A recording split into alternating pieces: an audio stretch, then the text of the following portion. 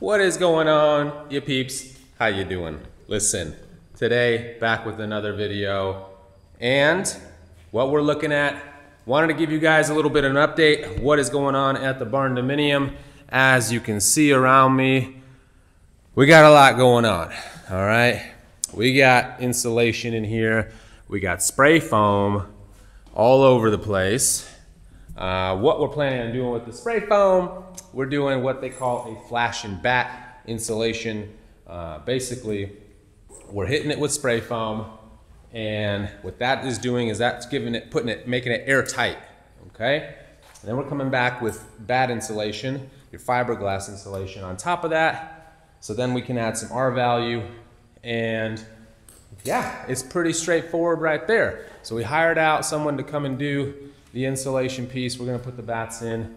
That's no problem. Last time we were here, if you all remember, I was hanging up all up in there in the attic, putting together a few things to get things ready for inspection.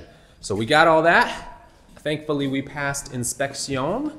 And so we got a few things coming up. Once we get the insulation going, which is happening next week, then we got drywall after that. And then hopefully we can continue on and start doing the finish work. We're getting there, folks. We're getting there. All right.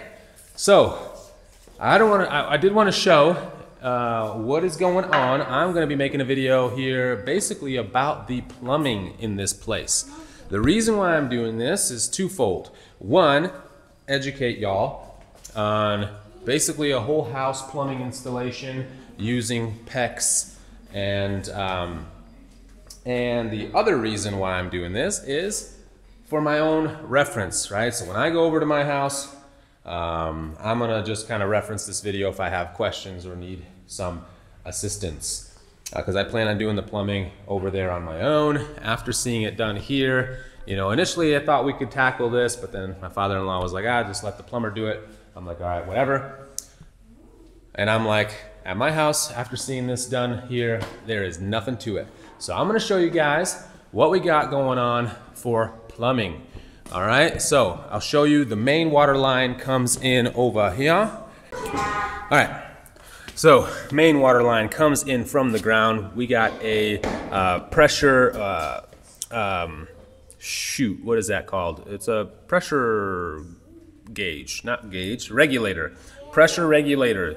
Need that for to pass inspection. I had suggested it to my father-in-law. He was like, I don't need it. You know, we don't have one in our house currently, and so why would I need it here? I'm like, hey, I don't know. I heard you can blow stuff up if you don't have, you know, if you have too much pressure. There's surges in pressure. You know, your fixtures and stuff could blow up while you're brushing your teeth and all that jazz. And ain't nobody want no broken teeth from a faucet hitting them in the face.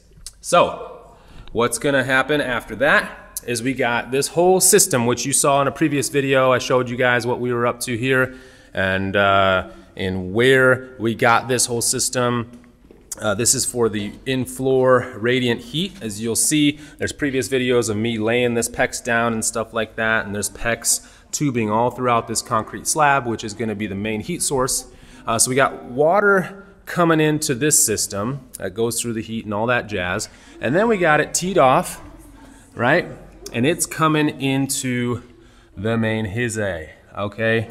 And then also from the water heater, out of the water heater, the hot water comes in. So we got cold water supply to the house and hot water supply to the house, okay?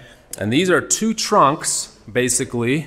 We call these the main trunks, and they're 3/4 inch, all right? And those 3/4 inch pipes, those PEX tubes, go all the way from there, as you can see, all the way running up here. And anytime, basically anytime it needs to go and service water, so in this case, right, this is a sink, okay, right? We got hot and cold. Anytime we need to service something, a sink, a toilet, a shower, right? You basically tee off that 3/4 and then go to 1/2 inch and take it down to your fixtures, okay? So, so we'll look at the PEX, the water in and of itself coming, you know, first, and then we'll take a look at the actual plumbing and the venting and stuff like that. All right, so sink.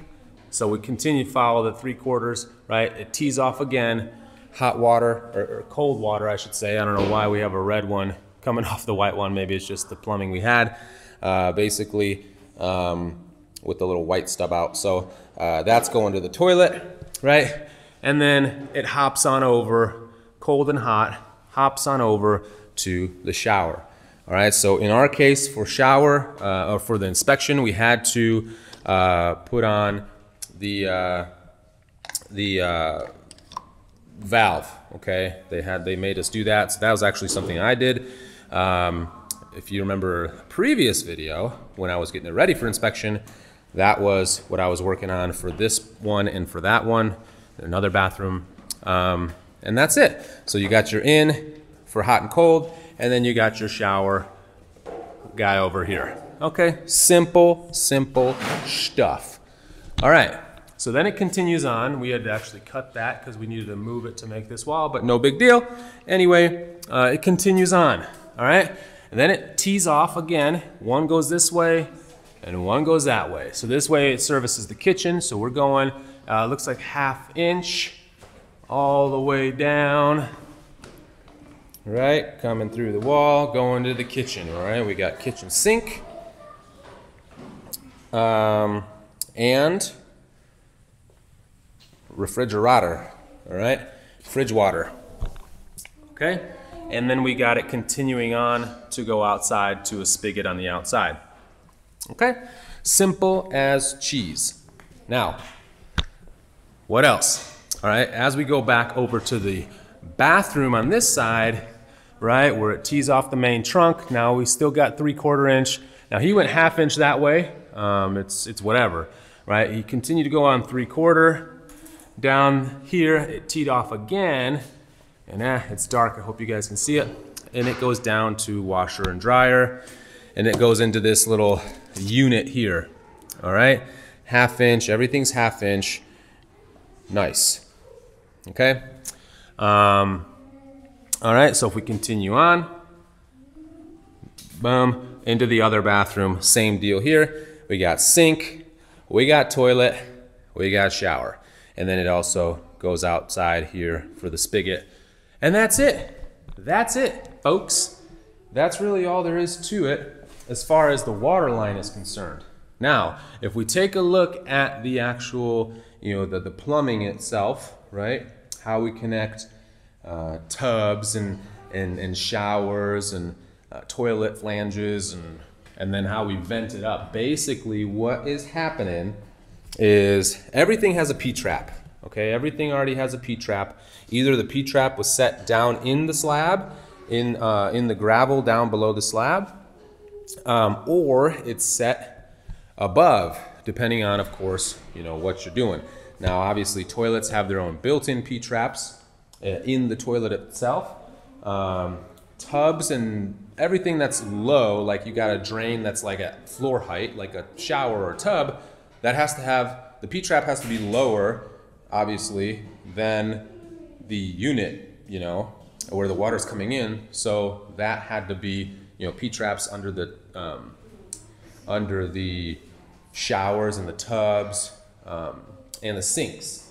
Okay, so those have their own P-traps, right? And what the P-trap is, basically, it's a trap for water to stay in the piping so that waste venting can't come up and stink up your house with the doo-doo smells.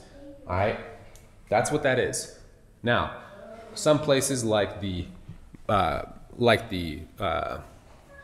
washer dryer, stackable washer dryer here, there's a P-trap right here that we built in here. Okay, but the idea around all the venting, right? Everything needs venting again. So the fumes, if there are any, have a place to go. So everything needs to be vented, basically. Obviously your shower doesn't, or your bathtub doesn't. Obviously your toilet doesn't, but sinks and washer dryers, those have to be vented. So in this case, you'll see, right? There's a vent pipe that was specifically made that is tied into, in this case, right, the sink. So we got the sink that's, you know, it was stubbed out of the ground. Now it's teed off, right? Teed off for the sink to connect here. And this vent pipe, which is connected, I think, to the toilet and shower, everything here that's venting. Basically, there's a vent that services a number of these things, but that connects into the sink, and it goes up and over and connects kind of to the main up there. I don't know if you can see it up there, but that all connects basically everything. And then it goes up, connects to the washer dryer that's down here, right? And then it goes up and through the roof. All right, so there's one main pipe that's going through the roof. That pipe looks to be 4-inch or 3-inch. Looks like 3-inch pipe, because this is, everything else here is 2-inch. Yeah, 2-inch. That looks like it's 3-inch. And that goes up out of the roof. But everything else, right, is getting vented. The other thing we got here, there's another vent pipe, just because it didn't, you know, because here, specifically, we got the kitchen area. There's a sink, double sink, right, for your disposal, or if you're doing a double sink, sorry, like 2 basins. So it's got 2 of them. This one here, that's radon. That's a pipe basically that sticks in the gravel underneath the concrete slab. It's just an open T that allows for any radon gases or anything to basically, that's under this slab, to have a place to go, right out to the outside. All right, and that is a 3-inch pipe. In this case, we have a 2-inch pipe for this venting of the sink. And that's it. That is it, ladies and germs. Honestly, that's what we got. So all the sinks have the vent. These 2 bathrooms are basically joined in their venting. So they connect to that one pipe that goes up there, and then the sink is on its own, has its own vent that goes up through the roof here. So that's it. Like I said, I'm making this video kind of for my own education, so that when this gets covered up in drywall, I don't forget, you know, how some things were done. But PEX, one other thing too, PEX tubing, super easy to connect. You get a couple of tools. One is to, you know, cut the PEX. Actually, I'll go over here where there's a little better light. Okay, one is to, right, cut the PEX. It's just a tool that cuts it. And the other is a crimper. Basically, you use these little clamps that sit on top of the fitting or whatever you're trying to clamp the PEX to, and you crunch it and it crimps it, and that's your connection. Super easy, right? There's reducers, so if you're going like from 3/4 to 1/2 inch, here's one for example, right? Right, 3/4 to 1/2 inch reducer. There's obviously, you know, T-fittings, whoops, or not T-fittings, this is a elbow, right, 1/2 inch elbow. There's T-fittings, right, there's brass ones, there's plastic ones. I obviously always prefer to use brass, but that's it. There's couplers, you know, so if you need to connect and keep going, there's couplers. So there's plugs. Anyway, way easier than sweating pipe. You don't have to worry about that. Now, there was some sweating we had to do, if you saw in the last video, with the radiant system, but no big deal. You know, this is easy, way easier than having to do copper, a lot quicker. It just is a no-brainer to do it yourself if you're handy, all right, if you're comfortable with doing it. Anyway, just a quick video. So for all you plumbers out there, all you Marios, do it. I encourage it. I definitely encourage y'all to do it. I'm gonna do it on my house, and wanted to just make a video to kind of reference later down the road, but also, you know, if anyone's out there that needs some assistance in,